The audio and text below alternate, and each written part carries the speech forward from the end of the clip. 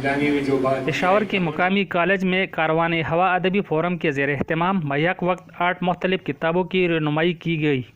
تقریب کے مہمان خصوصی ڈپٹی اسپیکر مہرتاج روغانی تھی، جبکہ صدارت کی ذمہ داری ریٹائرڈ میجر عامر نے سنبھالی۔ تقریب میں شعراء، طلباء و طالبات اور مختلف مکاتب فکر سے تعلق رکھنے والے افراد نے کثیر تعداد میں شرکت کی۔ اسٹوڈنٹس پر نالج کے دے سر ڈیر اضافہ کی گی اور ہر کال زمگا کالج کے داسی محفل کی گی کم چھ اسٹوڈنٹس پارا اور زمگا ٹول سٹاف ٹول پارا ڈیر زیادہ دیکھیے 8 کتابوں کی اکٹھی تقریب رونمائی کرنا ایک بڑا مشکل کام ہے، لیکن ماشاءاللہ بہت اچھا ہوا، آپ لوگوں نے دیکھا اور بہت سارے ہمارے اسٹوڈنٹس بھی آئے، مختلف کالجز سے آئے، اور یہ ایک ادبی اور ایک فکری نشو و نما کے لیے